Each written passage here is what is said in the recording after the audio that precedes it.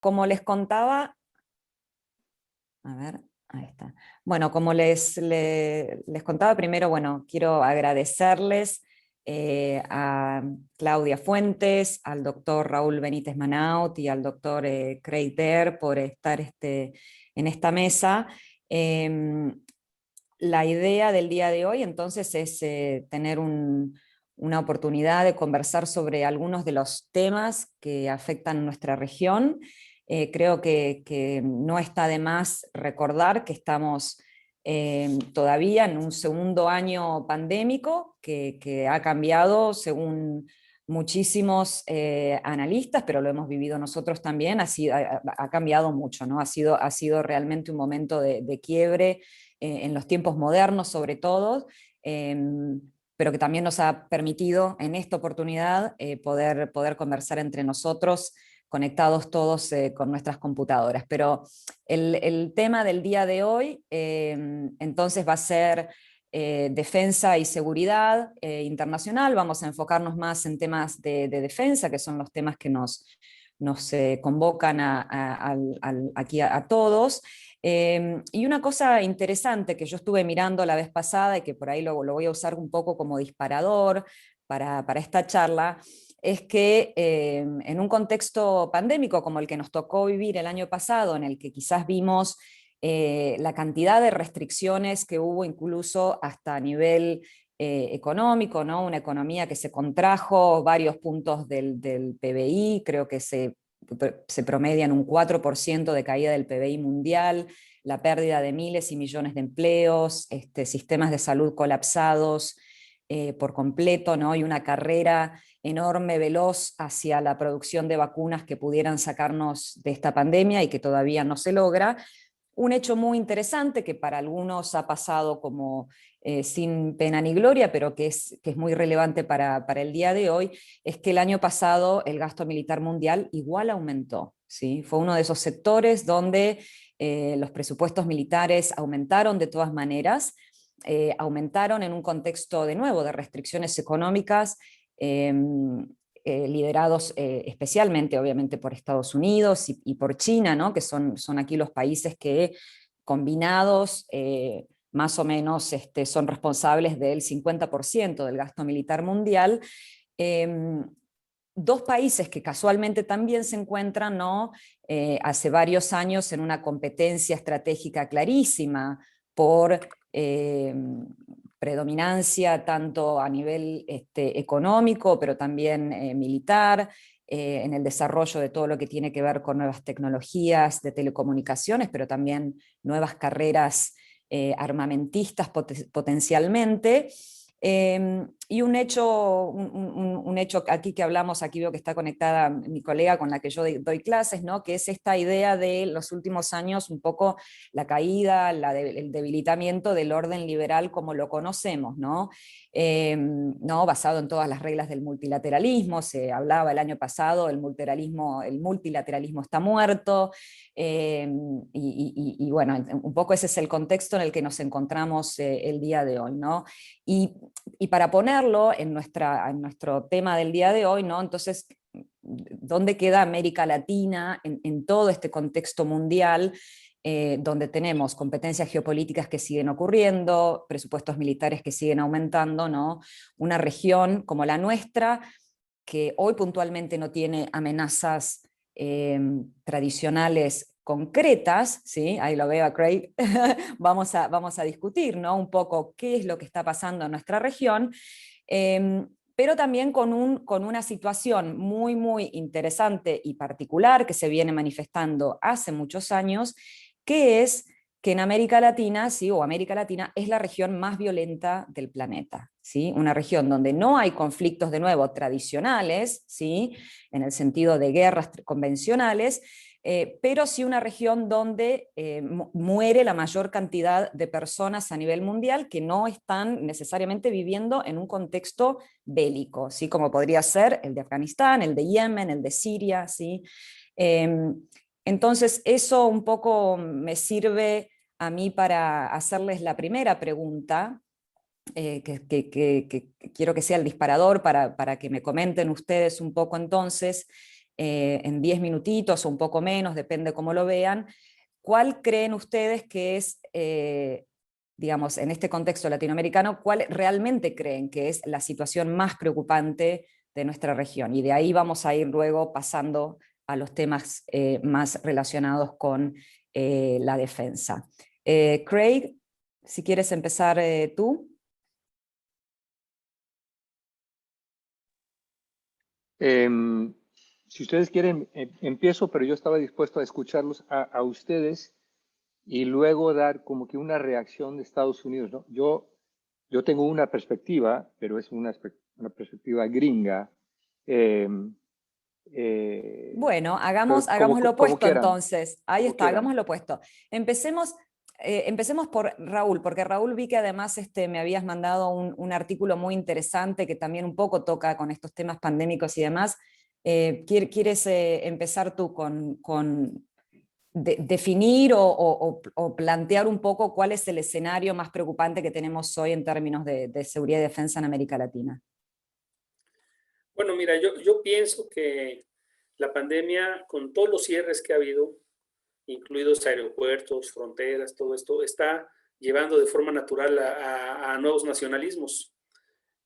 Entonces, los nuevos nacionalismos, como ya todos sabemos, acaban siempre siendo nacionalismos que llevan a conflictos con vecinos, que haya acusaciones mutuas, etcétera.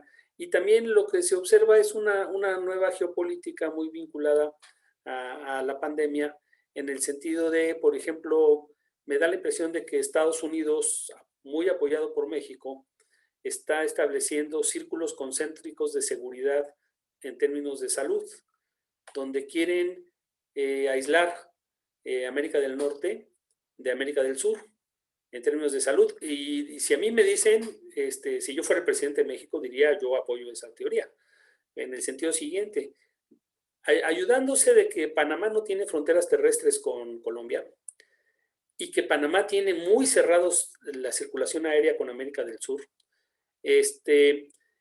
De Panamá para arriba, la pandemia está más o menos regulada y controlada con niveles muy aceptables de vacunas, excepto en Honduras, y no se conoce la situación de Nicaragua.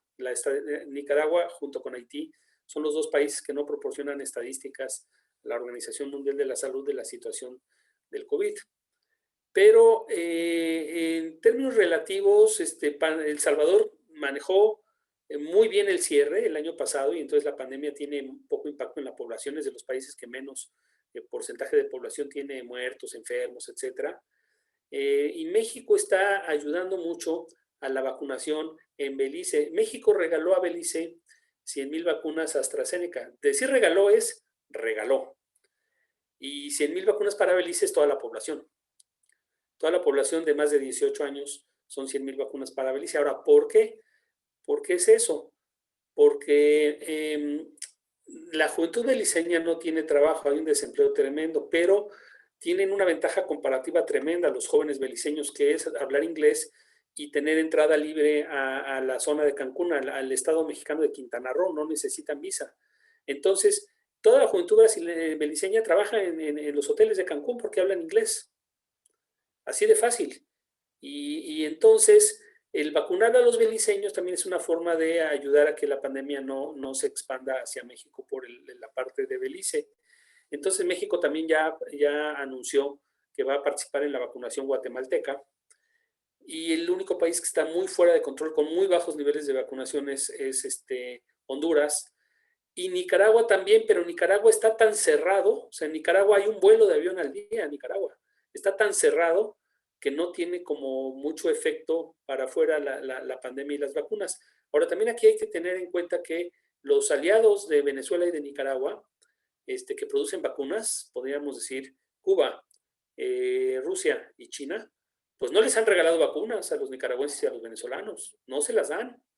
Entonces, pues bonitos aliados. Entonces, Cuba lo resolvió con suficiencia propia, o sea, con su propia vacunación. Pero Nicaragua no ha recibido vacunas gratuitas de Cuba, ni ha recibido vacunas gratuitas de Rusia, ni de China.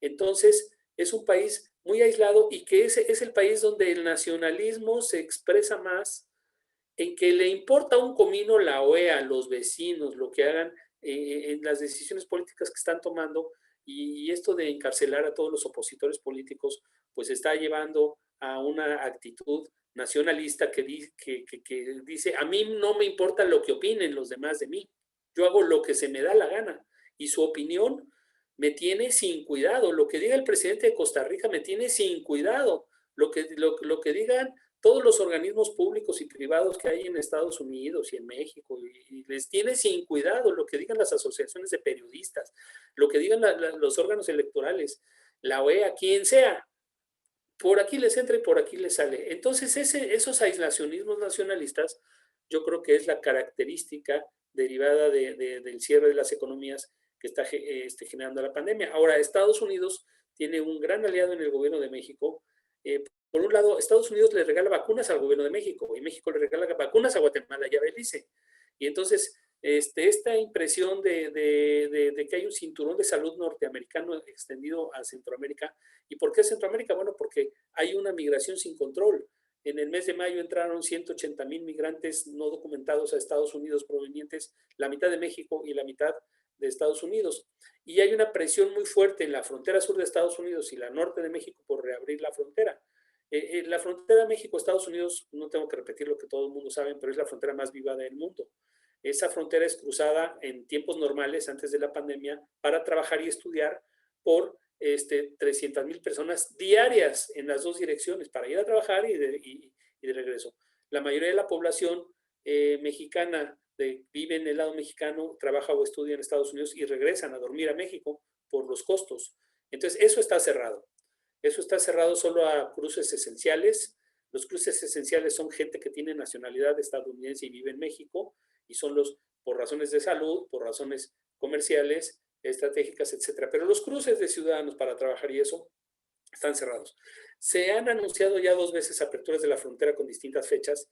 La próxima fecha está anunciada para entre el 18 y el 20 de julio. Y entonces Estados Unidos mandó 1 millón de vacunas para vacunar jóvenes a las 10 ciudades más pobladas de la frontera de México. Entonces, me da la impresión de que sin que lo digan así los líderes, pues sí hay la construcción de un cinturón sanitario que implica un cinturón de cierre fronterizo, que implica un cinturón de cancelación de vuelos de avión hacia Sudamérica y hacia el Caribe, pero la aviación entre México y Estados Unidos está a todo lo que da. Los aviones que tiene Estados Unidos parados en los aeropuertos para viajes a Europa, viajes a Asia y todo eso, los está mandando a México.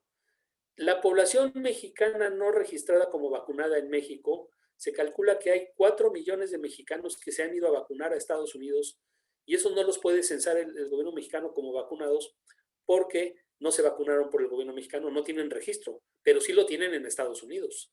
Entonces, sí hay una geopolítica de la pandemia muy clara. Sí ya se está jugando con los que son mis aliados, yo los apoyo. El anuncio de Estados Unidos de regalar vacunas a Paraguay de forma masiva es un indicador de esto, pero en el área cercana la protección geopolítica es más que evidente. Yo puedo decirles que en la Ciudad de México la situación de la pandemia es muy extraña hasta en el sentido positivo. En la Ciudad de México en este momento hay un 5% de ocupación de hospital COVID, que es bajísimo, cuando en enero estábamos al nivel de 95%. De más de 60 años, hay solo 5 personas hospitalizadas por COVID. 5, en una de las ciudades más grandes del mundo. Entonces, punto número 1, la vacuna sí funciona. Porque como no se ha vacunado a menos de 60 años en grandes cantidades, el gobierno está estratificando las cantidades de vacuna aplicadas, bajando las edades, están entrando jóvenes, etcétera, pero con mucho menor nivel de gravedad en términos de salud. Entonces, la vacuna sí funciona, México está totalmente abierto, igual que Estados Unidos, de una forma muy parecida a la de Estados Unidos, y el gobierno de México, el nacionalismo mexicano es muy leve, porque esas clasificaciones que se hacían en América del Sur, de que México era un nuevo país de izquierda y un eje Argentina-México, todo eso es una broma de mal gusto. México está muy aliado con Estados Unidos. El presidente López Obrador se llevó muy bien con Donald Trump y no sabe cómo llevarse muy bien con el grupo de líderes políticos de la actual administración de Estados Unidos. Pero ellos hacen todo lo posible porque no haya conflictos con México. Entonces, digamos, es el panorama que yo veo, pero el riesgo de seguridad sí lo veo, el nacionalismo lo veo, y el efecto político del nacionalismo, el caso extremo, es obviamente Nicaragua. Nadie quisiera repetir que para un escenario electoral se repita toda esa historia de apresamiento de todos los líderes políticos que hay, todos los directores de los medios de comunicación que hay. Es una cosa increíble. Entonces yo dejo aquí mi comentario, ¿no? Muy interesante. Muchas gracias, Raúl. Después volvemos sobre esto. Me gustó esto del círculo concéntrico de salud. La verdad es que no lo había pensado. Nosotros acá en Sudamérica estamos con una realidad tan distinta que la verdad te agradezco mucho por este panorama y después te voy a preguntar un poquito más sobre el tema de este nacionalismo que vos percibís como digamos, un fenómeno actual. Claudia. Sí, hola, buenos días a todos. Muchas gracias, Karina, por la invitación. Me alegro que finalmente tiene lugar. La verdad, contestando tu pregunta original, creo que uno de los temas y que muchos de los presentes acá han discutido, que de particular preocupación en América Latina hoy, tiene que ver con la militarización de la seguridad, que es un poco el tema que me gustaría hablar, y un poco el regreso de los militares a la política, que es algo que también se ha hecho muy evidente en muchos de nuestros países, tal vez Brasil también es uno de los casos más gráficos de esta situación, pero a mí me gustaría hablar en particular tal vez de lo que pasa en Chile, digamos que es donde yo conozco más. Ciertamente, ¿por qué esto es importante? Bueno, porque la militarización de la seguridad y la vuelta de los militares a la política de una manera tan patente pone en riesgo nuevamente la democracia en nuestros países, que siempre ha sido bastante inestable. Entonces, bueno, ¿cuál es el caso de Chile? Bueno, en Chile, primero decir que este tema de la militarización de la seguridad tampoco es tan nuevo. Creo que se ha hecho más evidente en la pandemia, entonces tal vez lo que vemos hoy día es un poco, de manera más gráfica, un fenómeno que ya venía pasando hace varios años. En el caso de Chile, esto queda muy claro primero con el estallido social de octubre de 2019 y después también con la pandemia. En el caso del estallido social, la verdad que la situación fue bastante gráfica.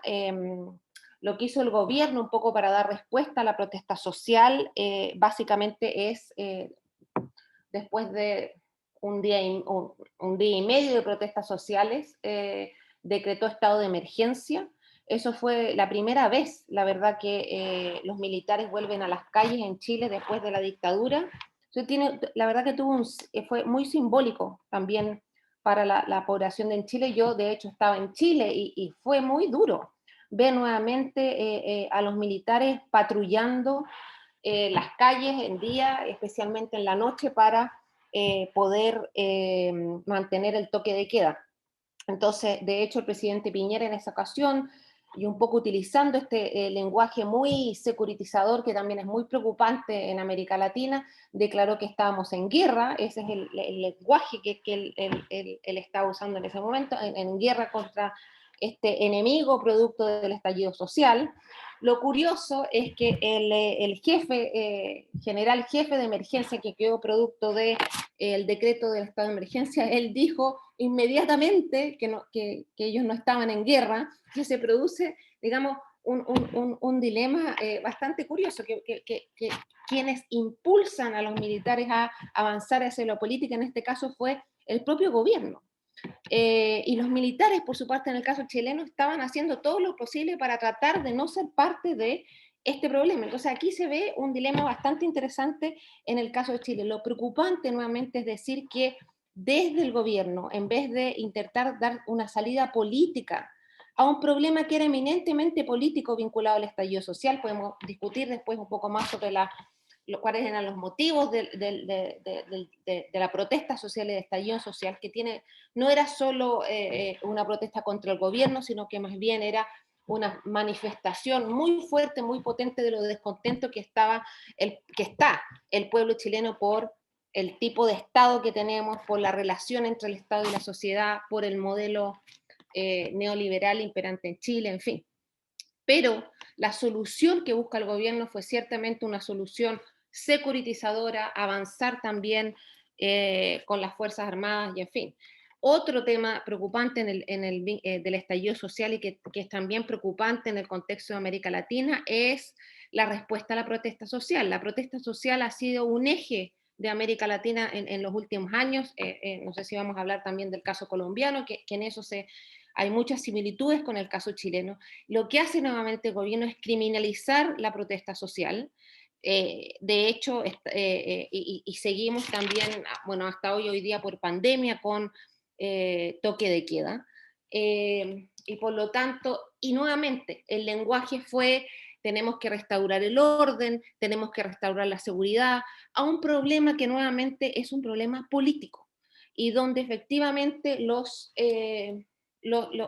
actores estaban intentando manifestar todas las deficiencias políticas y económicas en el caso de Chile. Bueno, la criminalización de la protesta, entre otros casos, dio como resultado violaciones importantes a los derechos humanos, como ustedes saben, muchos informes internacionales de la Alta Comisionada de los Derechos Humanos, la Comisión Interamericana de Derechos Humanos, Amnistía Internacional, en fin, señalaron efectivamente cómo se violaron de manera bastante generalizada los derechos humanos de quienes estaban en las protestas. Bueno, señalar sí que la responsabilidad ahí fue mucho más de las policías, y son las policías efectivamente los que dieron un uso de la fuerza que sobrepasó, digamos, la respuesta necesaria para la protesta. No fueron los militares en este caso, sino que más bien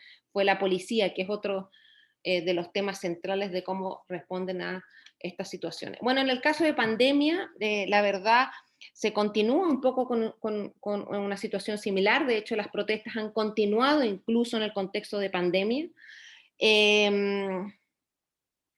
Aquí nuevamente interesante, el presidente Piñera ahora señaló que estábamos nuevamente en una guerra, ahora ya no contra la protesta, sino contra el virus. Entonces nuevamente tenemos este mismo discurso. Hemos estado también en estado de emergencia desde hace más de un año, se volvió a instaurar el estado de emergencia hace poco, lo que quiere decir que llevamos en toque de queda y en estado de emergencia ya casi del 2019, una situación muy excepcional. Entonces, por lo tanto, se están tomando medidas muy excepcionales sin justificar efectivamente por qué estamos en este contexto. Esto es una preocupación. Entonces, nuevamente, securitización de temas que a mi juicio son necesariamente políticos, se recurre en muchas ocasiones a dar respuestas mucho más militarizadas del tipo de respuestas que se debería dar. Por lo tanto, hay una preocupación. ¿Cuáles son los riesgos? Creo que hay una serie de riesgos. El primero, creo que en Chile, con el caso que estoy hablando, pero también en América Latina, tiene que ver con cómo vemos los conflictos. En general, en América Latina, los conflictos, que en muchos casos son conflictos sociales y que son naturales de las sociedades, se tienden a ver desde, nuevamente, un prisma mucho más de seguridad, y por lo tanto se le intenta dar una salida militar y no necesariamente una salida más política, en que se incluyan a muchos más actores también incluidos de la sociedad civil. Entonces creo que hay un problema de cómo conceptualizamos los conflictos, en este caso la protesta social. En Chile también está el llamado conflicto mapuche, por ejemplo, que nuevamente se le da un prisma muy securitizado. Nuevamente han habido problemas graves de violaciones a los derechos humanos en este contexto, y se intenta dar salidas muy securitizadas y en algunos casos militares. Creo que hay que renovar la visión que tenemos para dar resolución de conflicto. Creo que eso es algo urgente para las personas que trabajan temas de seguridad en América Latina, y incluir una perspectiva de especialmente de derechos humanos en la resolución de conflictos, creo que es algo que se nos hace cada vez más urgente en la región. Lo voy a dejar ahí para no seguir hablando del presidente Piñera y su visión de la política. Muchas gracias, Claudia. La verdad que sí, ahí después tengo un montón de preguntas para vos, y sobre este tema de militarización, obviamente, inevitablemente voy a tener que preguntarle también mucho a Raúl, pero Craig, tu visión. Sí, súper interesante. Un comentario, pregunta inicial a Claudia, y eso seguramente viene de mi formación, mi perspectiva. Entiendo lo que dices con respecto a la reacción muy securitizada a las protestas, pero ¿cuál es la opción? ¿Dejar que que quemen iglesias, que ataquen a carabineros y pues ahí nomás déjalos? Pues no, el Estado tiene derecho de establecer seguridad. Así que un comentario, bueno. Vuelvo Dale, después. dale. Sí, yo creo que en este caso él decretó el estado de emergencia a casi efectivamente, justo cuando se habían producido todos los incendios al metro, los incendios a la iglesia, en fin.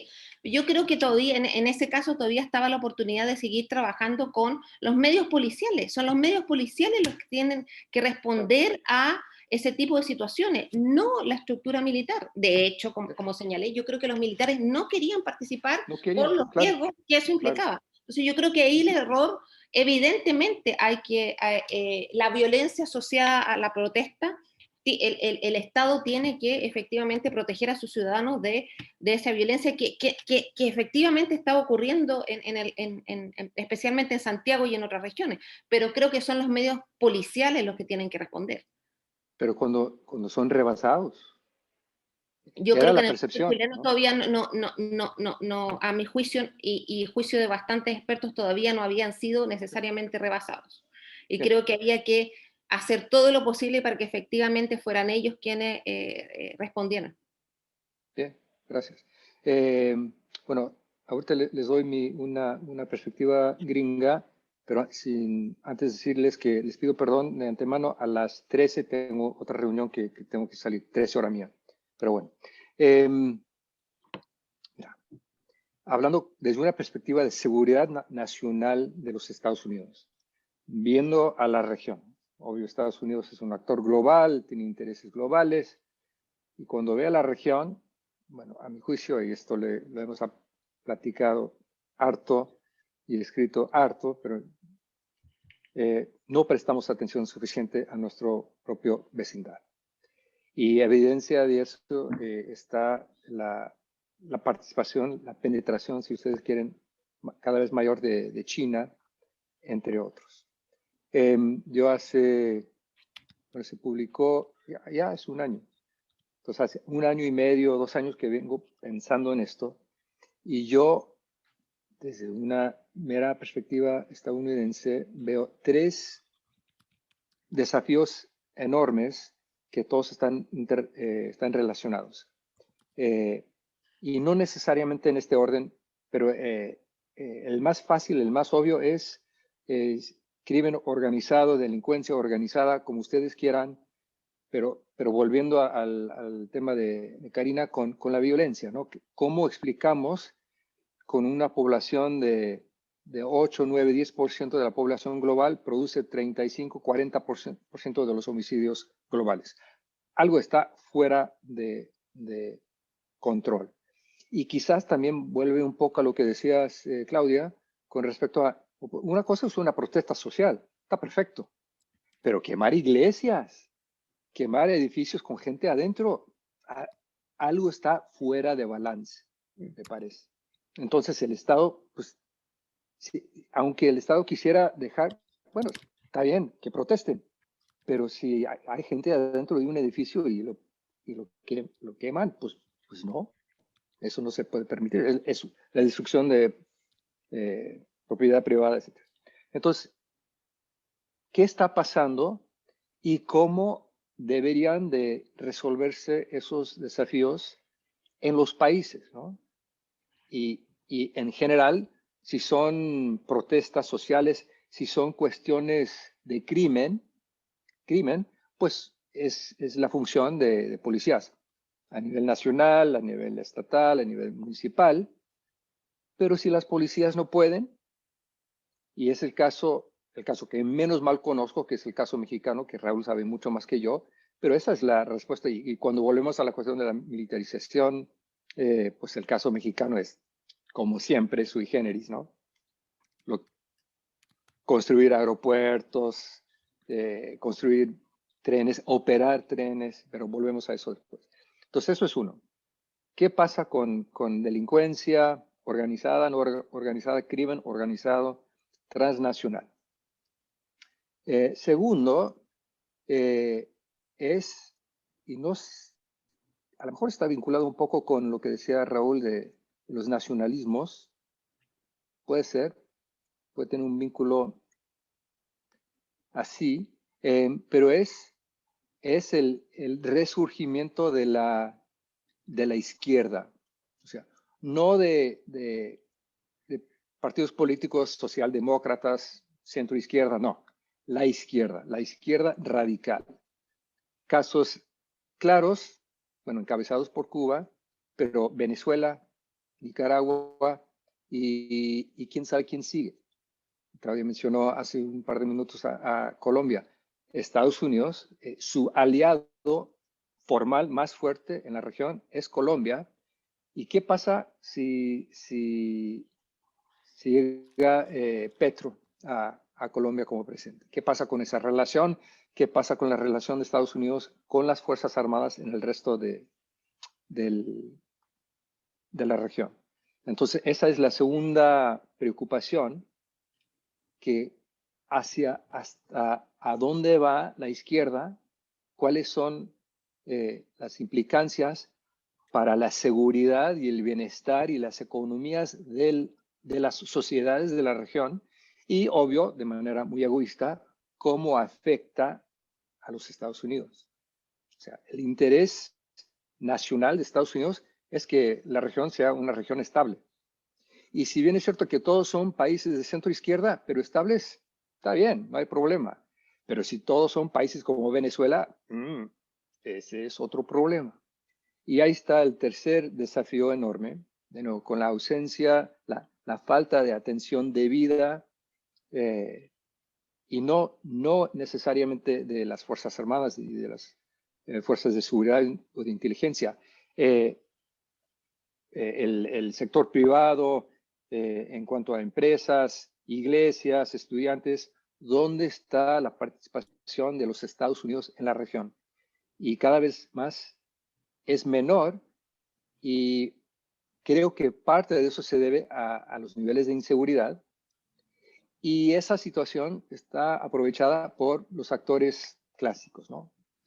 China, Rusia, Irán, y entonces, si Estados Unidos está evidentemente en una competencia global con China, Estados Unidos y el Occidente, por decirlo así, y sus valores democráticos, liberales, de mercado libre, etcétera, etcétera, versus un modelo nuevo, muy exitoso, con una economía que aprovecha de un mercado libre, pero combinado con un poder político autoritario total, pues eso es muy atractivo para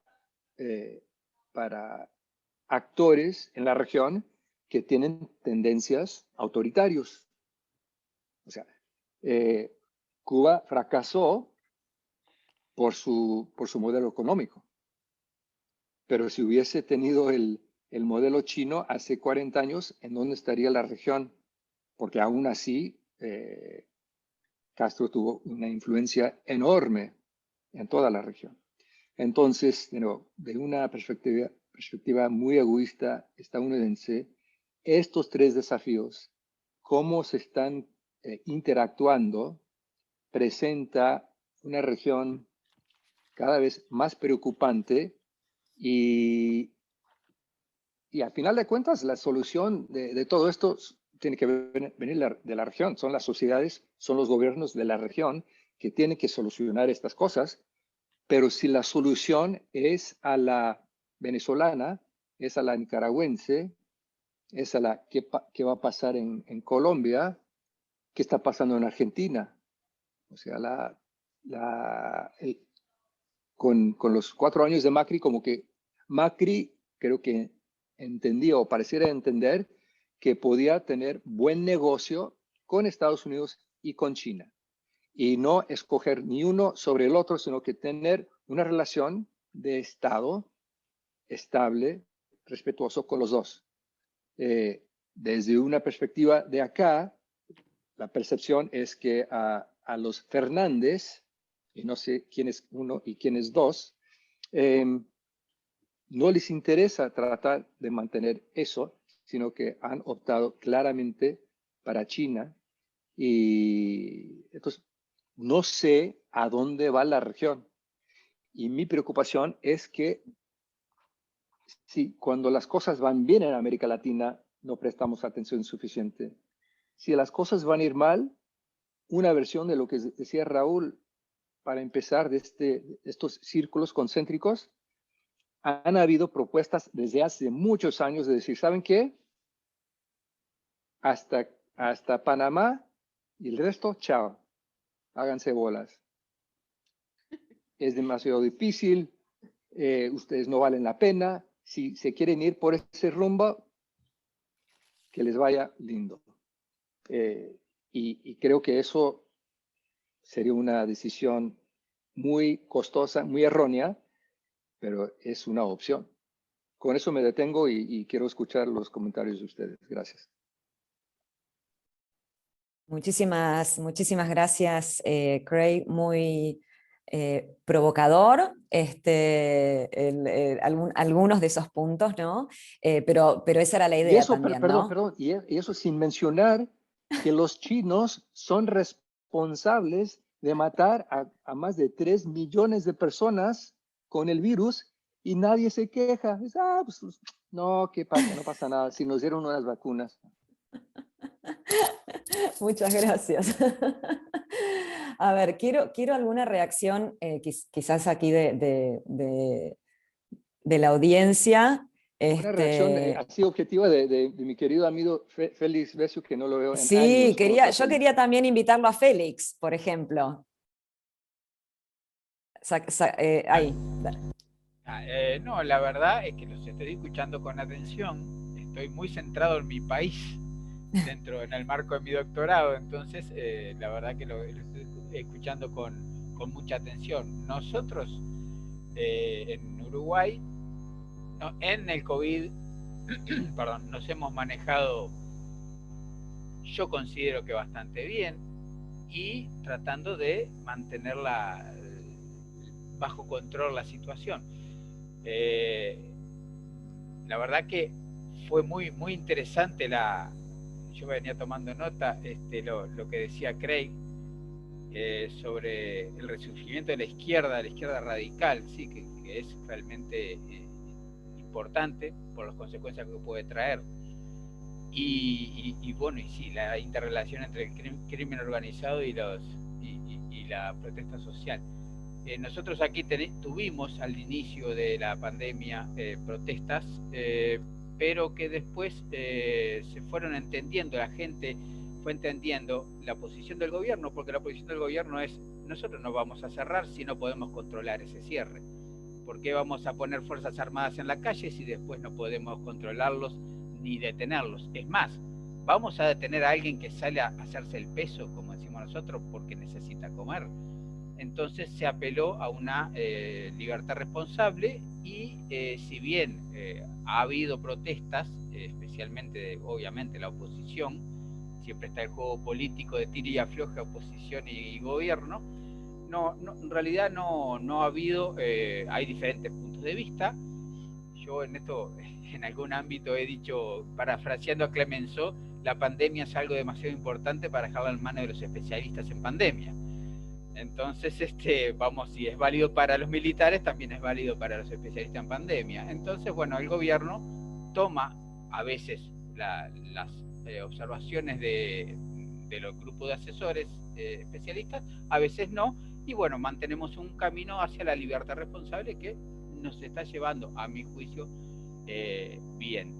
Pero bueno, era lo que quería comentar al respecto en el caso nuestro, y la verdad que con mucha atención, mucho tiempo que no los veía, y que no escuchaba a Raúl sobre México, que siempre es tan interesante, y bueno, Craig ni que hablar también, por supuesto.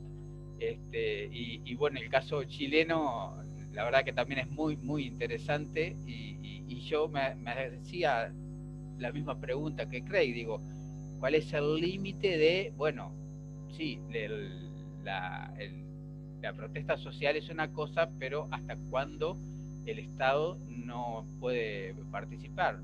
Son visiones, pero bueno, muy interesantes. Muchas gracias, la verdad que muy, muy interesante. Muchas gracias, Félix. Luis, ¿quisieras hacer alguna intervención? Te veo ahí finalmente, tantos años, ¿cómo estás? Muchísimas gracias y muchos cariños a todos. Lamentablemente me entró una llamada de trabajo a los 3 minutos Sí. de Break Day. Estoy dirigiendo el curso superior de defensa en nuestra Universidad de la Defensa, y me entró un llamado desde la otra punta de la patria de un alumno, y entonces tuve que atenderlo y no pude terminar de escuchar el desarrollo de Craig. Solamente un comentario que quizás a lo mejor merecería, dado que Raúl ha sido bastante elogioso en cuanto a el funcionamiento de la actitud mexicana frente a esta pandemia en términos de cooperación en América del Norte, pero también con América Central, y con procurar justamente que las soluciones para evitar desbordes.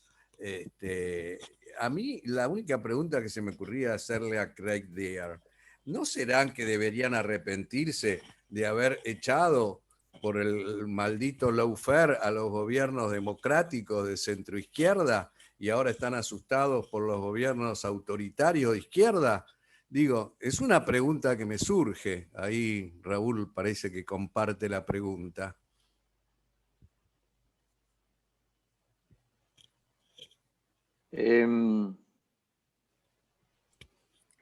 ¿Podría hacer un pequeño comentario? Sí, Sí, adelante. por favor, Sí, Raúl. bueno, esta pregunta de Luis es casi el meollo del asunto, ¿no? Y bueno, estamos viendo la polarización en momentos vivos reales en Perú. O sea, yo no sé qué va a pasar si nombran a uno o nombran a otro, pero va a ser otro escenario callejero parecido al de Colombia o de Chile, no lo sé.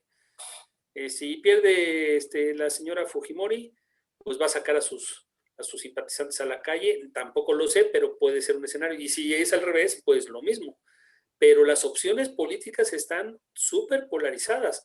Ya no es centro-derecha moderada, social cristiana, ni nada, ni socialdemocracia moderada, democrática, ni nada. Estamos en los extremos, ¿no? Entonces, se acomoda un poco con el dilema del debate que entablaron Craig y Claudia. Muy interesante ese debate. Y mucha gente, por ejemplo, en México dice que la gente no está en la calle porque, bueno, los que podrían estar en la calle apoyan al presidente, y como apoyan al presidente no van a salir a la calle. Entonces en México prácticamente no hay manifestaciones callejeras de protesta, porque pues, el actual presidente es el que concentraba digamos, esos liderazgos que tenían capacidad de movilización callejera, porque como todos ustedes saben, en todos los países latinoamericanos, pues las clases medias y las clases altas y todo eso, pues son muy renuentes a salir a las calles a protestar, ¿no? Pero muy atinado comentario de Luis, y qué bueno que se dio el debate entre Claudia y Craig. Me parece pues que hay que darlos, hay que abordarlos así como son. Muchas gracias, Raúl. Craig, ¿quieres comentar algo? Bueno, la única, esto se presta para un debate de varias horas. La respuesta corta es que es súper fácil desde acá, 2021, ver hacia atrás y decir, bueno, quizás sí, ¿no? Pero como todo esto son situaciones, o sea, la política pública, la política de seguridad nacional, internacional es súper compleja.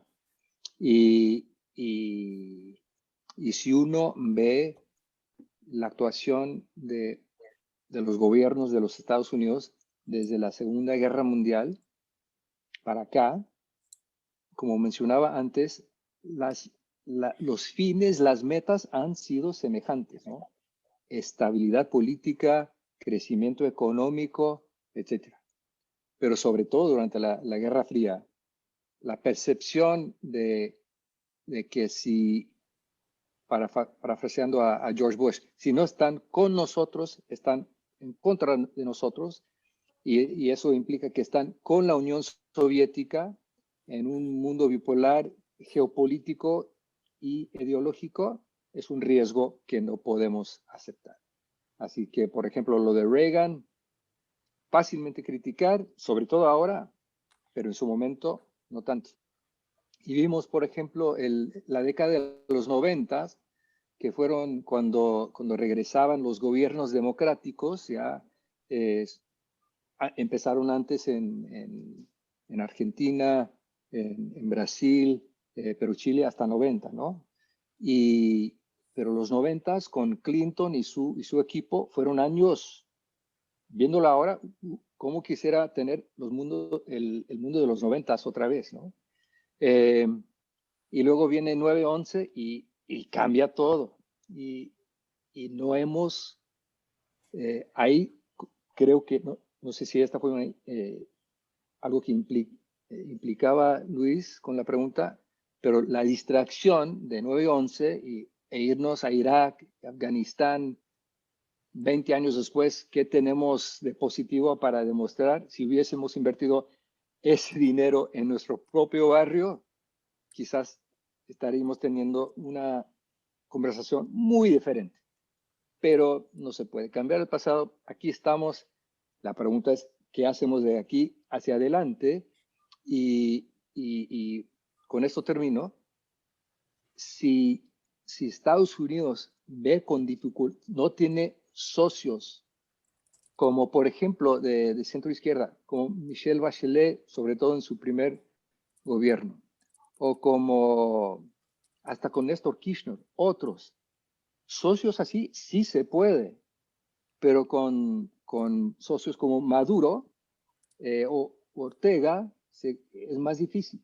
Entonces, ¿qué viene? ¿Cuál es la próxima ola de la marea roja que decía Chávez? ¿Regresa una marea roja? ¿Regresa una marea más roja todavía? No sé, estoy prestando atención. Gracias. Gusto verte, Luis, hace mucho tiempo. Muchas Igualmente, gracias. Craig. Muchas gracias a ambos. Y yo quiero entonces retomar uno de los conceptos uno de los primeros conceptos que vos mencionabas, Craig, pero que está relacionado con temas que veníamos tocando tangencialmente, pero que lo tocó un poquito más en detalle Claudia, pero lo quiero llevar un poco a México, ¿no? Que es este tema de la militarización. O sea, el tema de que América Latina sea la región más violenta del mundo, con mayor número de homicidios, que el narcotráfico y otro tipo de delitos transnacionales sea tan prevalente en nuestra región, también ha llevado, ¿no?, a que la respuesta ya no alcance con las policías, como veníamos diciendo, ¿no? La policía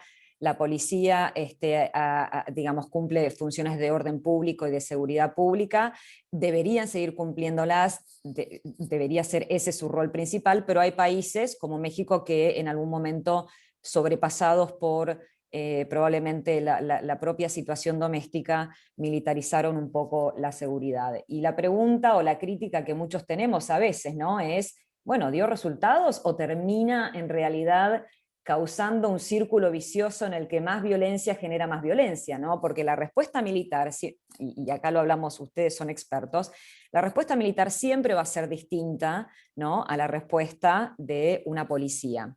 Después voy a volver con el tema de la policía que hace ahora más militarizada, ¿no? Como en el caso de los carabineros en Chile, pero Raúl, me interesa tu punto de vista respecto a qué ha producido en realidad la militarización, sobre todo en México, pero bueno, es un fenómeno prevalente en América Central en general también, ¿no?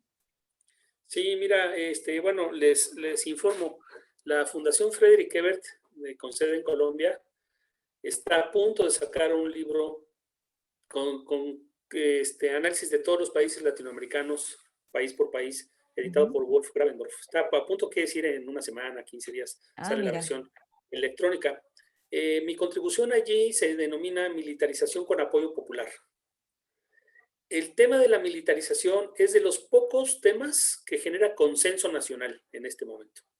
O sea, lo apoya la izquierda, lo apoya los grupos empresariales, lo apoya mucho más la clase media. Los únicos críticos de la militarización somos los locos que estamos en la academia, y no todos. Y un grupo de periodistas, no todos, que critican la militarización sobre la base de que en nuestra cabeza los que criticamos la militarización estudiamos sobre teorías políticas liberales, weberianas, que dicen que hay un tipo ideal, y el tipo ideal dice que los policías son los que deben de hacer eso y los militares hacer la defensa externa. Pero eso es lo que decimos los académicos y los teóricos, pero la población, las clases medias, los empresarios, el gobierno, dicen que hay que militarizar el país a todo lo que da. Entonces, pues con apoyo popular, las encuestas de opinión ponen a las Fuerzas Armadas en los últimos 10 años entre el 65 y el 80% de respaldo, y encabezan las listas de imagen de positiva institucional. Las 3 instituciones que tienen imagen positiva institucional peleándose el primer lugar son las Fuerzas Armadas, las universidades y la Iglesia. Entonces, cuando hay escándalos de la Iglesia, por ejemplo, el tema del padre Maciel, pues baja la Iglesia, se pasa a tercer lugar. Cuando hay universidades que en huelga, pues bajan a tercer lugar. Cuando hay escándalos con los militares, masacres de derechos humanos fuertes, bajan a tercer lugar, pero luego se recuperan.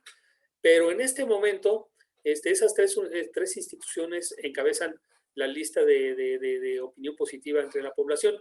Y con una opinión positiva de la población así, los militares dicen que se los pide el pueblo. Y si se los pide el pueblo es el pueblo y no tienen nada que hacer, y que qué bueno que van a ayudarle al pueblo, que es una misión que se los pide el presidente, se los pide el pueblo, se los piden los empresarios, pues entonces lo hacen.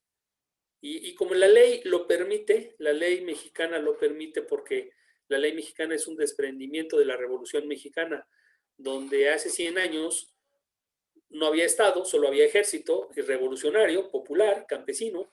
Entonces, el ejército se hizo para pacificar al país, es un ejército de pacificación.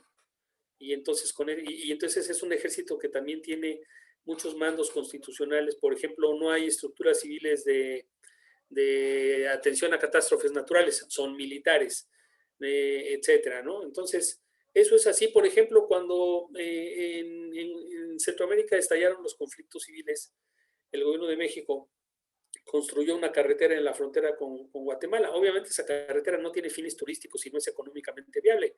¿Quién la construyó? ¿Quién la mantiene? El ejército. Es la carretera más cara de México porque está en medio de la selva. Es como mantener la carretera transamazónica, pero más chiquita, más de 400 kilómetros. Pues es solo para transportes militares. Y el ejército la mantiene, y ahora están construyendo aeropuertos. Y en el tema COVID están destinando aproximadamente entre 40 y 50 mil hombres directamente para apoyar COVID, sobre todo en el tema del transporte del COVID con refrigeradores, con aviones con refrigeradores, y vigilando hospitales, viendo que no se roben la vacuna a nadie, administrando la vacuna para que nadie la robe y la empiece a vender. Empezaron a haber ventas de vacuna en el estado de Tabasco a Honduras. Eran vacunas, no eran vacunas robadas al gobierno, afortunadamente eran vacunas falsas, pero que les ponían una etiqueta, y le andaban vendiendo a hondureños vacunas a $1,000, que era agua salada, y eso fue un tremendo escándalo. Entonces, los militares, desafortunadamente o afortunadamente para ellos, desafortunadamente para los que tenemos pensamiento liberal, pues son el salvavidas de temas de seguridad pública, de recuperación de problemas cuando hay catástrofes naturales, terremotos, huracanes. Ahorita mismo en México, Ciudad, está cayendo un terremoto de agua tremendo porque hay una tormenta tropical impresionante. Y pues están ellos en la calle y todo el mundo dice, ayer a las 10 de la noche los noticieros dicen que ya salgan el ejército en la Ciudad de México, no solo a cuidar hospitales, sino a ayudar a la gente con las inundaciones. Así, los noticieros de la televisión. Entonces, esa es la realidad, así es la realidad, ¿no? Tengo a Andrea que levantó la mano. André. Gracias, gracias. Bueno, un placer escucharlos a todos, la verdad es que es súper interesante. Lo que dijo recién Raúl me da pie a mi pregunta, que tenía que ver con una visita que tuvimos antes de la pandemia, y era verano, así que debe haber sido justo, verano de acá del sur, Argentina. ¿no? Justo, sí, debe haber sido justo antes de la pandemia, tuvimos una visita de investigadores estadounidenses que estaban haciendo una investigación muy amplia de las cuestiones de seguridad alrededor del mundo, y estaban haciendo el tour, la gira latinoamericana, y nos reunimos, yo estoy en la Universidad de San Andrés con otros colegas de la Universidad de San Andrés y los investigadores, estos investigadores académicos norteamericanos, nos preguntaron por las cuestiones de seguridad, cómo veíamos las cuestiones de seguridad preponderantes. Y hablamos, ustedes por supuesto lo hablaron con mucha más profundidad y pericia, pero bueno, mencionamos el tema de la polarización política, mencionamos el crimen organizado, mencionamos, bueno, esto es prepandemia, así que no mencionamos salud, o por lo menos no como un tema de seguridad. Mencionamos la política exterior norteamericana, no lo pusimos en términos de los círculos concéntricos, que me pareció muy interesante. The usual suspects, ¿no? Mencionamos todo esto. Sobre el final de nuestra reunión les preguntamos, ¿y qué cosas vieron en otras partes del mundo que no hayan visto, por lo menos en esto que conversamos en Argentina? No me acuerdo si preguntamos por qué estén viendo en América Latina. Y nos dijeron ambiente, medio ambiente. Ustedes no lo mencionaron, en el resto del mundo en todos lados lo mencionan, como una cuestión de seguridad. Por eso me da ahí un pie interesante esto que decía hace un momento Raúl. ¿Qué pasa con la agenda del ambiente, del medio ambiente, que está presente en las agendas de seguridad en el resto del mundo y por lo menos en América del Sur poco? Bueno, yo puedo decir una cosa muy breve. El COVID enterró la agenda ambiental en América Latina, por supuesto. O sea, los gobiernos, en el caso mexicano, han reducido el presupuesto del Ministerio del Medio Ambiente. Tienen que ajustar los presupuestos de alguna manera, ¿no?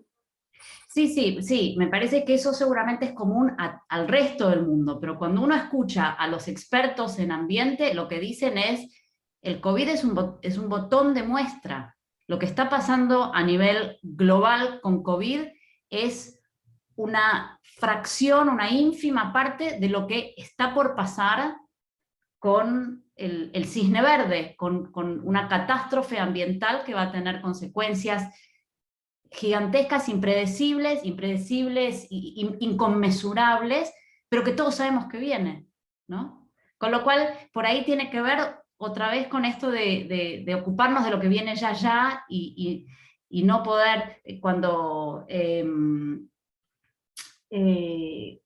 Craig decía, bueno, claro, con el diario del lunes es fácil decir lo que nos hubiera convenido hacer con los gobiernos de centro-izquierda más amigables, ¿no?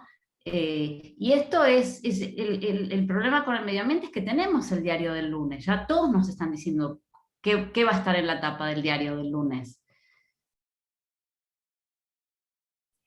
A ver, yo una intervención muy cortita que quiero hacer igual, que no tengo la respuesta, pero que sí es algo.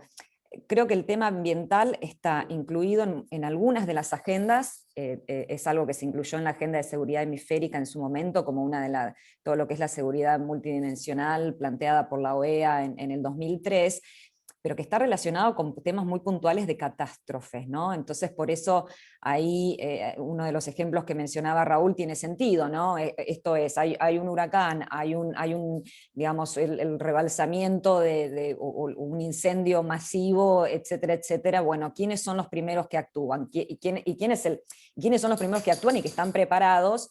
Bueno, evidentemente en muchos de nuestros países son los militares, ¿sí? Son las fuerzas armadas puntualmente, y por ahí hay equipos de catástrofes y demás, pero en general es una función que han cumplido las fuerzas armadas. En Argentina, sin ir más lejos, cada vez que tenemos inundaciones, los primeros que salen a actuar son las fuerzas armadas, ¿no? Que llevan toda la logística, que tienen los camiones, que desplazan y demás. Ahora, ¿qué tan presente lo tenemos nosotros en el diseño de la política de seguridad y en el diseño de la política de defensa? Me queda menos claro.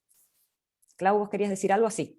Sí, corto, quiero ser un poco abogado aquí del diablo, pero ¿por qué tenemos que...? Yo entiendo la relación entre los temas de seguridad y particularmente de conflictos y seguridad, pero ¿por qué tenemos que privilegiar, por qué tenemos que poner los temas de medio ambiente en una agenda de seguridad como opción? Yo creo que los temas de medio ambiente deberían estar en otra agenda.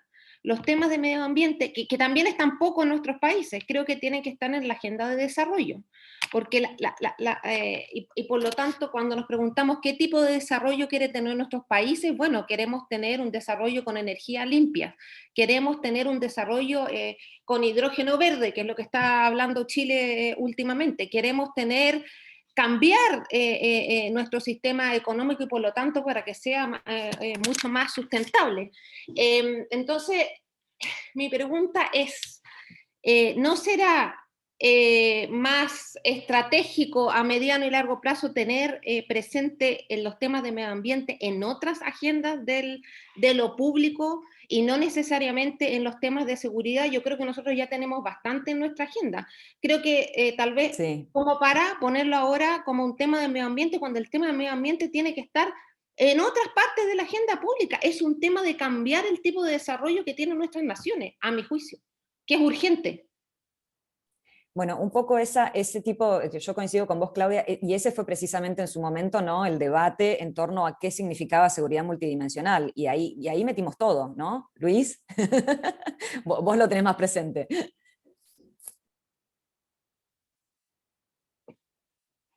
Estás con mute.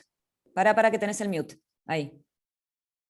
A ver, no, seguís con Perdón, mute. perdón, ahí estoy. Disculpen, Ahí. gracias, perdonen la interrupción, pero me siento tentado porque a mí me tocó escribir en el último o penúltimo número de la revista Seguridad Estratégica Regional un artículo precisamente alertando sobre el error de la Conferencia de México creando ese concepto de seguridad multidimensional que arruinó esa comisión, que después nunca más sirvió para nada, pero arruinó el maravilloso trabajo que había hecho la Comisión de Seguridad Hemisférica cuando nos juntamos los dos extremos de América, Argentina y México, y llevamos adelante la agenda que Andrea Welsner instaló tan brillantemente desde sus trabajos de la seguridad cooperativa, y avanzamos allí a la disolución de las hipótesis de conflicto que ahora de vuelta preocupan.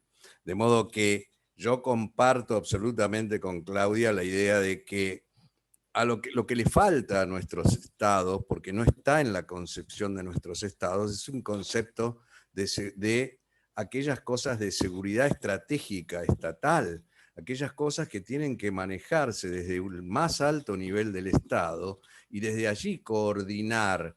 Está muy bien que los militares participen en acción, como acá le llamamos en su momento acción cívica o acciones para evitar el daño en los desastres naturales. Pero si no existe un organismo, a mí me tocó liderar ese organismo cuando fui secretario de Seguridad, que era la Dirección Nacional de Protección Civil, hoy Secretaría de Protección Civil, que se encarga de otra cosa previa a la emergencia que se llama resiliencia. Es decir, cómo crear resiliencia, y para eso existía la Asociación Latinoamericana de Responsables de Protección Civil en toda la región. Entonces, el problema no está en lo que hoy no hacemos, sino en lo que hicimos bien y rompimos. Y habría que reanalizar, ¿sí?, esa cosa de la Conferencia de Seguridad Hemisférica Multidimensional. Nunca funcionó, no sirvió para nada y no sirve para nada. Entonces, ¿cómo empezamos a reconstruir todas las cosas que habíamos hecho bien y que se rompieron y que a partir encima, después del 2008, se empezaron a agravar? Porque acá sigo a mi maestro Pepe Paradiso, el 2008 fue una piedra en el medio del lago. Y todo lo que sucedió a partir de ahí es la expansión permanente, permanente y permanente de esas ondas que van llegando a las orillas del lago y van rompiendo todo. Rompen la economía, rompen la sociedad, rompen las democracias, rompe todo. Es todo lo mismo.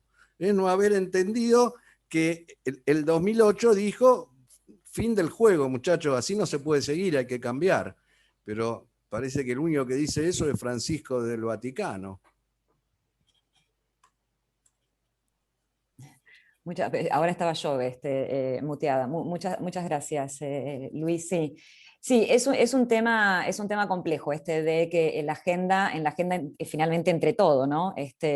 Pero un tema que me quedó como un poco resonando ahí de algo que dijo Raúl, que me parece súper interesante, porque esto lo hemos visto también en Sudamérica, lo hemos visto en toda América Latina, yo diría. Vos dijiste algo muy interesante, que es el tema de la militarización como un concepto ya completamente aceptado en México, con mucho apoyo popular, que por ahí desde el lado de la academia sigue recibiendo, obviamente, como toda esta mirada que tenemos nosotros más liberal respecto a qué rol o en qué momento pueden intervenir las Fuerzas Armadas y demás. Y es interesante esto de el planteo de las distintas sociedades porque los militares intervengan.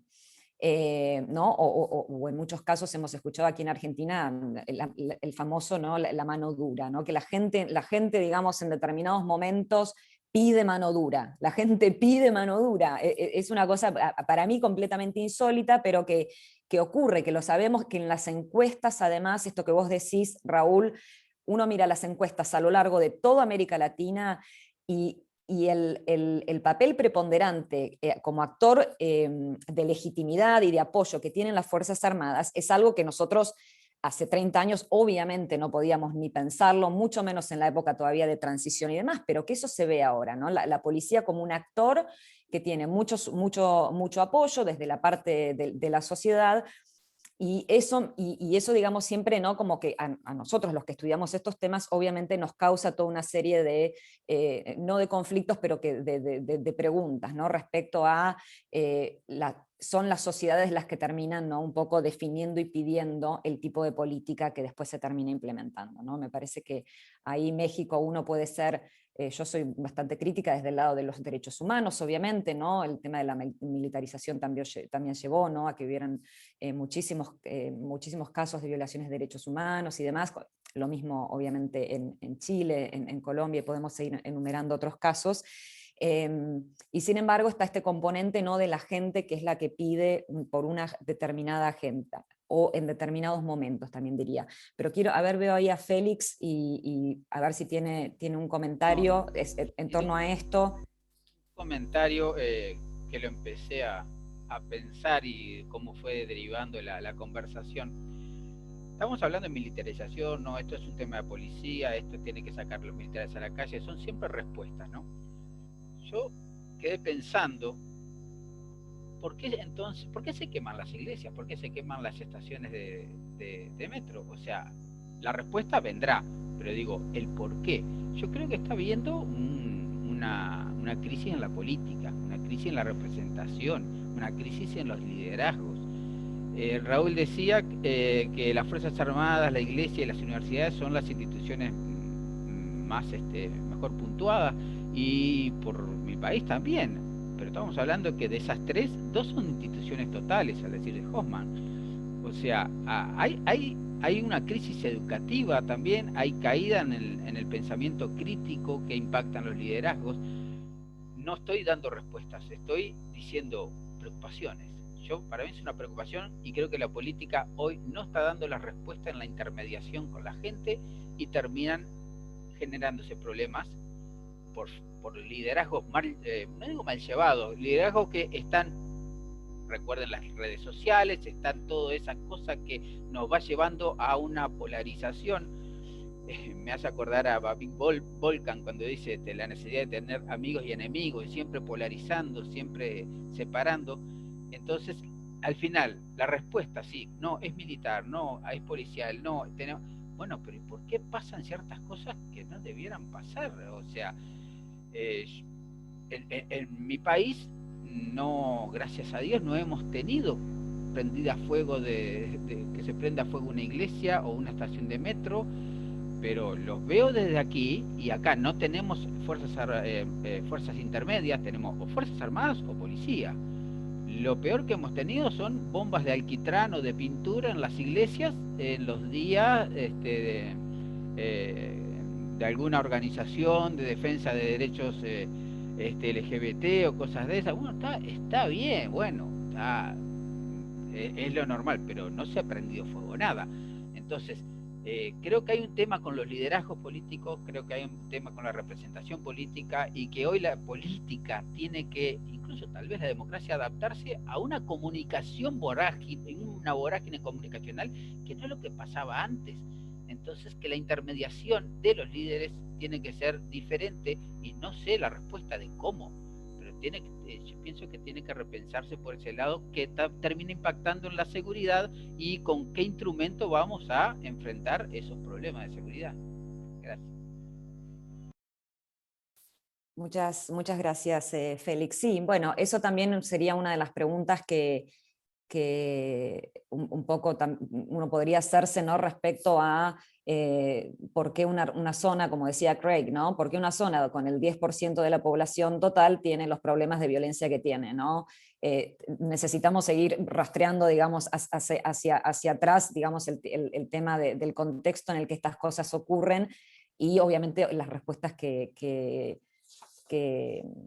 eso conllevan. Y me quedé pensando también un poco en algo que había dicho Claudia antes, ¿no?, que era, bueno, en Chile, en definitiva, a las Fuerzas Armadas se les pidió que intervengan, y las Fuerzas Armadas rápidamente dijeron: yo trato como ¿no?, de salirme de este rol urgentemente. Pero lo que sí se vio fue que una fuerza como Carabineros, que Carabineros era considerada una de las policías más prestigiosas, tómenlo esto con pinzas, ¿no?, en América Latina, ¿no?, pero muy profesional, etcétera, etcétera, ¿no?, con carreras muy definidas, y de pronto vemos a Carabineros en una situación digamos, de respuesta desproporcionada en cierta medida, ¿no?, lo mismo con Colombia. Yo lo que me preguntaba era si lo que no estamos viendo, además del tema de militarizar determinados temas respecto al crimen organizado, amenazas transnacionales y demás, si no estamos viendo también un policiamiento más militarizado, esto es, las policías que deben cumplir funciones de seguridad pública actuando, ¿no?, como con unas respuestas que se corresponderían más con el elemento militar. No sé qué les parece eso, qué les provoca a partir de lo que hemos visto desde Chile en adelante, las respuestas que han tenido las distintas protestas sociales en nuestra región. Clau, vos por ahí lo viviste en Chile, ¿no? Sí, pero voy a contestar, pero primero también a raíz del excelente comentario de Félix, y algo que también dijo Raúl, quería señalar que lo que pasa en Chile, y creo que también en otros países de América Latina, pero que quedó muy patente con el estallido social, es que hay un desprecio real fuerte por las instituciones.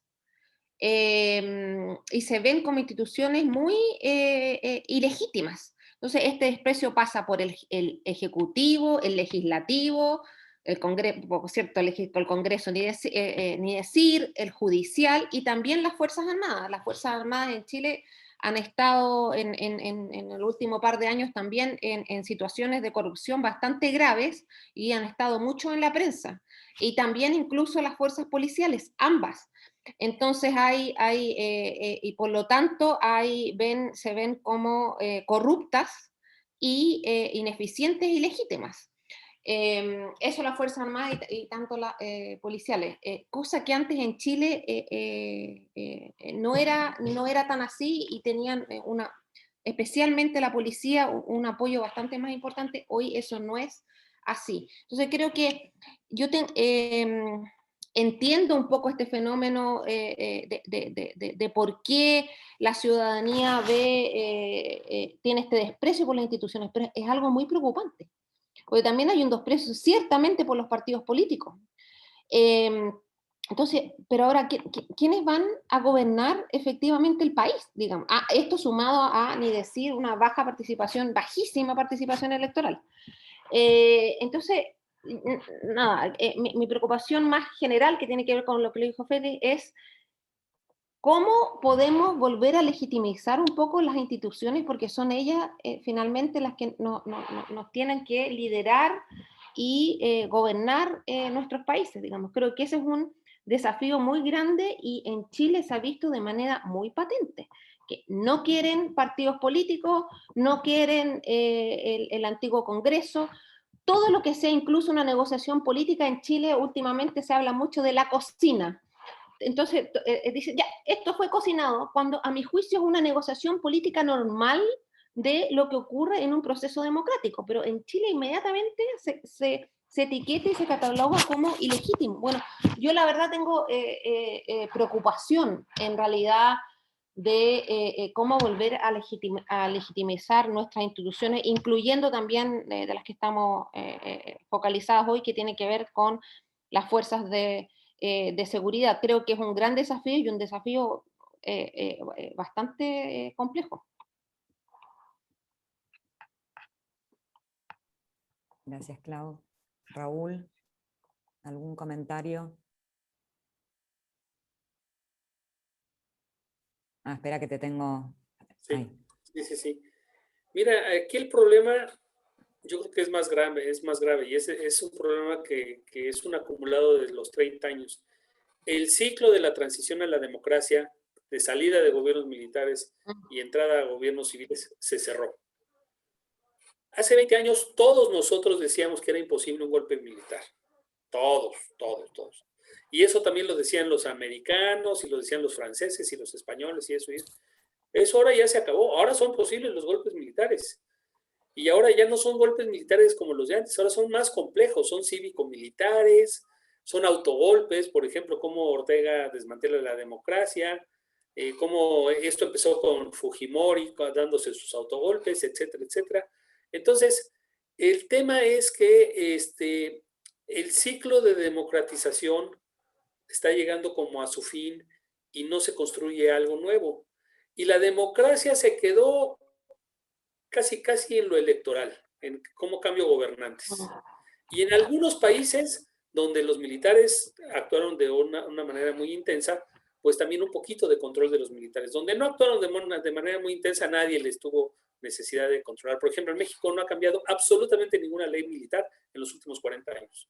Porque en México no claro, eso te iba a preguntar eso. Me interesa un poco eso, ¿no? Raúl, si podés. Es que en México no había un gobierno militar, había un gobierno autoritario civil, de un partido hegemónico, pero no único. Entonces, la reforma militar no era parte crucial de la democratización. Lo que era la parte electoral de la democratización era la reforma electoral, para que hubiera competencia política. Pero los militares se acoplaron muy bien a todos los partidos que llegaron al poder, sobre todo a la derecha primero, en el año 2000, y ahora a la izquierda. O sea, López Obrador es efectivamente representante de las fuerzas de izquierda, pero no está haciendo políticas de izquierda como se entiende en el lenguaje de la izquierda latinoamericana, por las relaciones que tiene con Estados Unidos, por la forma en cómo ataca a fuerzas democráticas, porque las ataca. O sea, él ha golpeado muy fuerte a la prensa crítica, a los académicos, a las clases medias.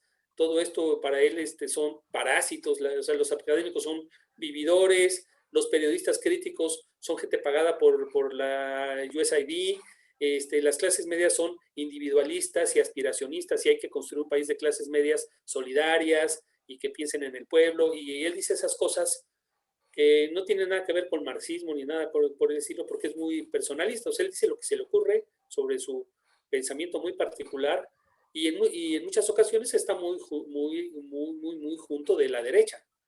Entonces, yo lo que quiero señalar es que el ciclo de la democracia está cambiando, pero no tenemos una ruta hacia dónde caminar. Los militares están revalorados, las policías han fracasado. Ahora, eso tiene que ver con una cosa. Fracasó el sueño neoliberal de que con las aperturas comerciales y la entrada de las empresas transnacionales a todos los países, incluidas las chinas, etcétera, iba a mejorar el nivel de vida de las masas populares. Eso no fue así. Entonces, esa es la carne de cañón de masas pues, desprotegidas. Y la pandemia pues, está colaborando mucho a estos empobrecimientos de sectores sociales. Bueno, en México todavía hay estadísticas que no se han construido bien, pero el empobrecimiento de un sector de la clase media es fuerte. La clase media que no era empleada de grandes empresas o del gobierno, la que era empleada por cuenta propia, pequeños comerciantes, todo eso, está de bajada, pero de bajada. Y en la calle se ve mucho más gente pidiendo dinero. Y se ven sectores de población nunca antes vistos. Por ejemplo, yo no vivo en la Ciudad de México, yo no vivo en la zona céntrica, yo vivo muy al sur, en zonas solo residenciales. Pues en las calles de donde yo vivo se ven haitianos y hondureños pidiendo dinero, cosa que nunca se había visto en la Ciudad de México.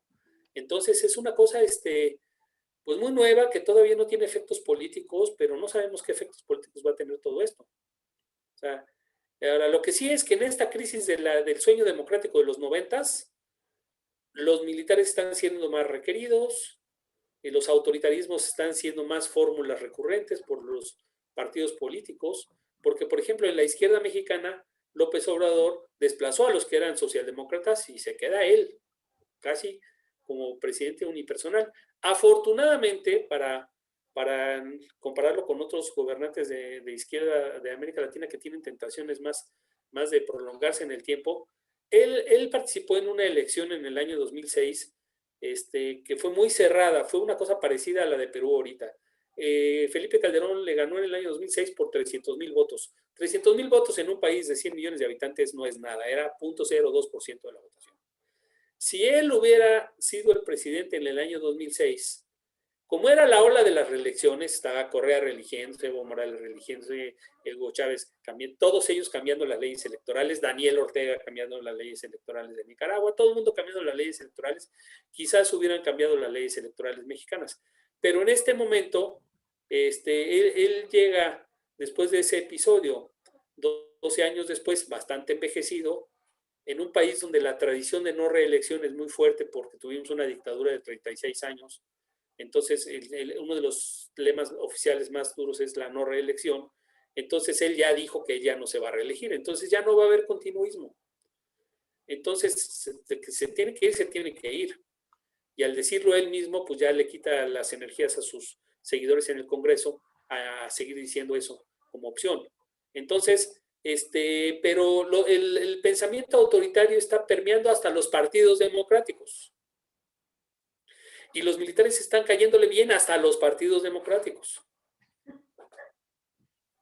Entonces, pues bueno, así es la realidad. O sea, esto que yo estoy diciéndoles es un pensamiento realista, no es pensamiento académico que yo tengo de Weber, de cómo es el tipo ideal de la democracia, ¿no? Pues en el tipo ideal de la democracia los militares están en sus casas, defendiendo, en sus cuarteles, defendiendo a la patria en las fronteras, no en los pueblos, viendo quién se porta mal, o persiguiendo cultivos de marihuana, ¿no?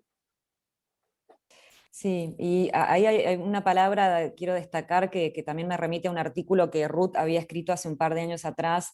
Hay una tentación autoritaria, ¿no? Que se ve, tentación autoritaria de además involucrar a los militares, pero que se ve tanto de izquierda como de derecha, ¿no? Porque yo creo que ya no es un fenómeno, esto lo veníamos diciendo, ¿no? No es un fenómeno que ahora digamos, bueno, no, es la derecha la que se apoya en los militares únicamente, no, porque tenemos el ejemplo claro, ¿no? De Venezuela o también de Nicaragua en estos momentos, donde claramente, digamos, los gobiernos están digamos, más inclinados hacia la centroizquierda o a la izquierda total, ¿no? Y esta tentación es una pena que por ahí no tenemos a alguien de Brasil, porque a mí lo que me impresiona también es, ¿no? Pero bueno, Clau, vos viviste en Río, digamos, esto se vio en Brasil con Bolsonaro, ¿no? Un discurso, bueno, no solo una persona que viene con una carrera militar y demás, pero que prontamente también no se apoya mucho en los militares para por lo menos sus 2 primeros años de gobierno, ¿no? Y una cosa que me da vueltas en la cabeza es esto que decía Ruth, ¿no? Finalmente a los militares, ¿no? como una especie de instrumento que los políticos usan también, ¿no? Esto es, los llevamos para acá, los llevamos para allá, pero sin que terminemos de definir realmente cuál es su verdadero rol, ¿no? Más allá del rol político que le quiera dar el político, ¿no? ¿Cuál es su verdadero rol como instrumento de la defensa nacional de un país? Que bueno, en definitiva, la misión primaria que podemos discutir, que le compete, ¿no? a los militares en definitiva en el mundo, pero sobre todo en nuestra región también, ¿no? Yo creo que, Isaac, nos quedan 10 minutitos, 5 minutitos, ¿sí? No me acuerdo, estoy perdida con los tiempos de... ¿Sí? No, todavía tiene, hay 15 minutos. Bien. Bueno, perfecto. Bueno, me quedé pensando entonces en esto, en las tentaciones autoritarias de uno y de otro lado.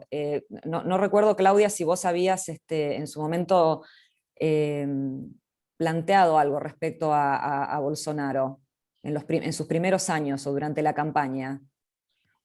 Bueno, la verdad es que yo estaba viviendo en Brasil cuando salió electo Bolsonaro, que también en ese momento fue, la verdad, una sorpresa, pero en realidad lo que ha hecho en su gobierno no ha sido tan sorpresivo, porque bueno, él es un ex militar además que ha apoyado directamente la dictadura en Brasil. Él claramente siempre ha señalado que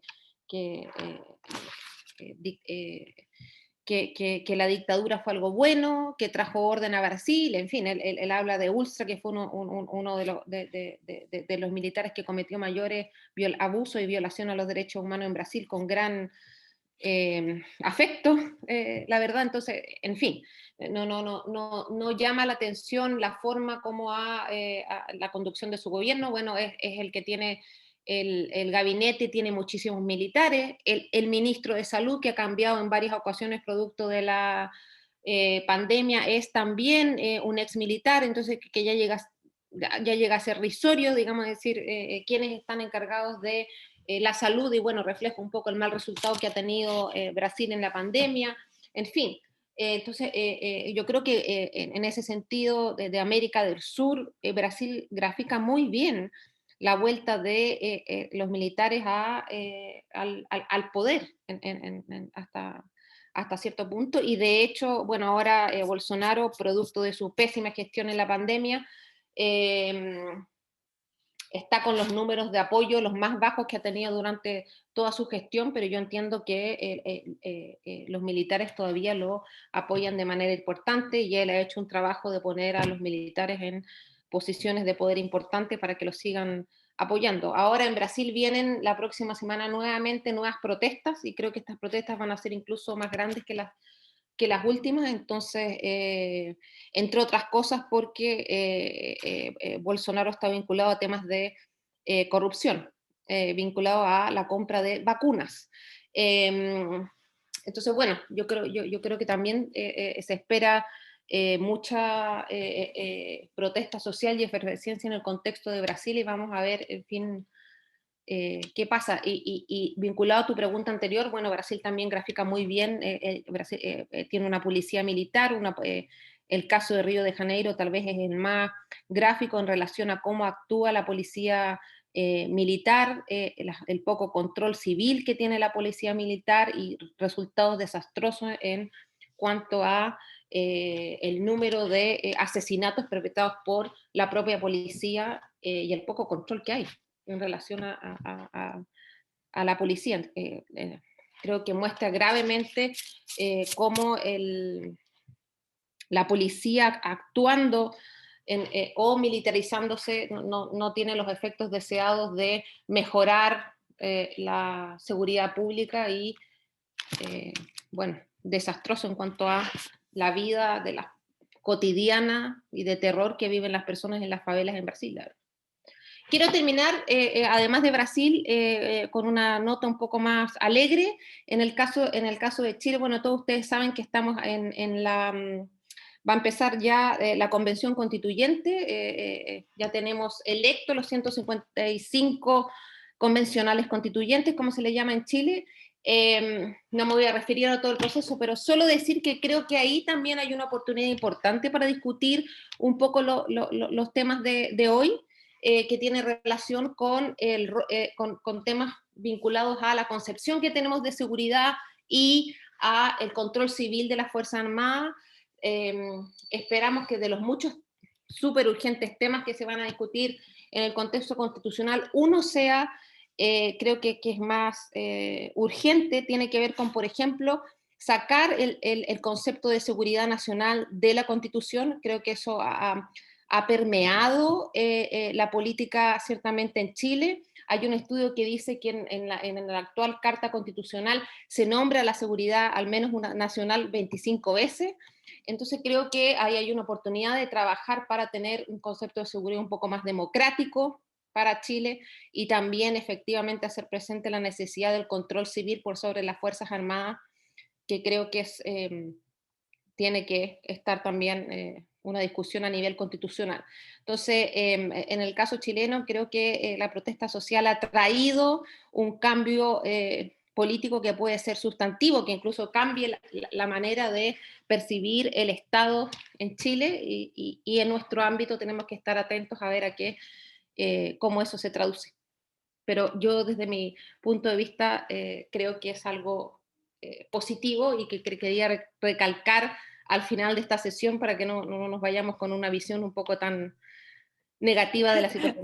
Tan triste. Sí, no, muchas gracias por eso, Claudia, y sé que vos estás obviamente trabajando mucho desde afuera en estos, involucrada mucho en la campaña y en las elecciones. Sí, es definitivamente una oportunidad, no es una constitución que ustedes heredaron de la época militar y que esta es la primera vez que se va a revisar.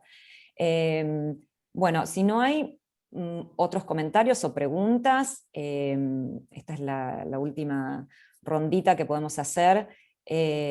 André, no sé si quieres hacer alguna intervención, si no vamos a ir Me estaba despidiendo porque me estaba despidiendo porque yo tengo que ir a abrir con algunos minutos de anticipación el próximo slot. Quería invitarlos, agradecerles muchísimo, la verdad. Sí, es que de hecho quería unirme a ese, por eso. Eso sí. te iba a decir. Bueno, sí. a mí me toca, en realidad voy a estar de portera, abriendo y cerrando nada más. Pero en mi defensa, yo coincido, Claudia, con lo que vos decías respecto del medio ambiente y todo eso. Digamos, coincido y con algunos... con matices, exacto, ¿sí? Yo estaba reproduciendo en realidad un argumento que nos trajeron, ¿sí? Esto de que en las otras regiones habían nombrado el tema del ambiente como una cuestión de seguridad y que en América Latina no estaba apareciendo. Coincido que parte es una cuestión de desarrollo, pero cuando se vuelve una cuestión de seguridad por víctimas, por refugiados ambientales, ya es muy tarde. ¿Sí? Lo tendrías que haber visto y no lo viste, y no le diste. Y sabemos que cuando algo tiene la etiqueta de seguridad, lo sabemos por ejemplo por la pandemia, ¿no? Se le da otro tipo de atención. Y es cierto que nuestra agenda de seguridad está desbordada, coincido absolutamente, y que meter más temas es seguir desbordándola, pero sabemos que cuando algo efectivamente aparece en la agenda de seguridad, cuando aparece de forma efectiva, no solamente en forma nominal, se atiende de otra manera. Lo que pasa es que en general aparece cuando ya es tarde, ¿no? Era eso nada más. Bueno. Por lo demás lamento, realmente tengo que irme para prepararme para abrir con unos minutos de anticipación ya el slot que viene. Muchísimas gracias. Dale. Bueno, nos vemos. Muchas gracias, Andrea. Ahí está. Bueno, si les parece, no sé, Raúl, ¿tienes algún comentario final o alguien más tiene algún comentario final? Si no, Félix, tu mano sigue levantada. Yo solo los felicito por la La iniciativa. levanté, por eso. No hubo ni un minuto del debate que no tuviera sustancia. Y además también me gustó que hubiera distintas opiniones y todo esto pues ayuda mucho a manejar criterios diferentes. Entonces los felicito a todos, los mando muchos saludos y la verdad, pues a mí ya me hartó andar viendo a la gente en la pantalla, pero no hay otra opción. Lo que necesito. Esperemos que el año que viene nos veamos acá en Buenos Aires, ¿no? ¿Quién te dice? Exactamente. Quizás, Exacto. ojalá que Karina, sí. Sí. no, yo había Félix. levantado la mano. Lo que pasa en base a lo que se decía antes, el tema capaz que medio ambiente sí o no, capaz que tenemos que definir claramente seguridad, porque tenemos de repente diferentes visiones, Bueno, diferentes latitudes. Entonces, ¿hacemos capaz otra el mesa? problema... no es para ahora, no es para ahora obviamente, pero capaz que la diferencia de medio ambiente sí o no tiene que ver con el concepto de seguridad.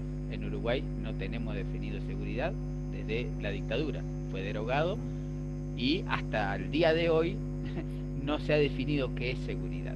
Claro. Y defensa recién se definió en el 2010, así que imagínate, no queda eso nomás. Por eso mi manito. Muchas gracias. Yo me había quedado con que habías levantado la mano antes y después dije, viste que a veces queda la mano levantada de la pregunta anterior. Pero no. No, es muy interesante. Sí, bueno, hay que organizar entonces una mesa en torno a la conceptualización de la seguridad, ¿no? ¿Por qué no? Volvemos al 2005. Claro, volvemos. Luis, tráenos los documentos y los... Yo ya me río, ya. Lo tenés guardado, ¿no? Lo reciclamos, le cambiamos el lenguaje, ¿no? Sí, no, sí. Un solo comentario por el tema de la violencia y todo el debate sobre el problema de la violencia en la región y nuestra región como la más violenta. Yo recomendaría, no sé qué está haciendo, porque yo hace 10 años dejé el tema y volví a la defensa, pero cuando era secretario de Seguridad recomendaba mucho los estudios del ILANUD, el Instituto Latinoamericano de Naciones Unidas para el Delito, porque ahí había una serie de 30 años donde se llegó a demostrar que la única vinculación con coeficiente Rho1 entre el crecimiento del delito y la da con el aumento de la brecha diferencial entre riqueza y pobreza. Entonces, sí, todos sabemos que se acabó el periodo de los gobiernos rosas y por lo tanto se amplió la brecha en forma brutal, como señala la CEPAL, es obvio que va a haber mucha más violencia delictiva. Nada más. Sí, muy buen punto, muy buen punto. Y los índices cuando uno mira sin tener que ir hacia atrás, hacia un par de años atrás, simplemente mirando índices económicos, ¿no? uno puede también observar el mismo fenómeno. Bueno, les vuelvo a agradecer a todos de nuevo, muchísimas gracias. Nos perdimos de tenerla a Ruth y a Rafael, hubiera sido una mesa más en torno a la defensa, se convirtió más en una mesa dinámica de seguridad, defensa, COVID y demás. Pero esa era la intención de todas maneras, porque era un ambiente un poco más informal, donde no teníamos que presentar nuestros trabajos académicos ni mucho menos, sino conversar de manera más relajada. Así que muchas gracias de nuevo y estamos en contacto para la próxima. ¿Sí? Un gusto. Gracias, hasta luego. Chao, chao.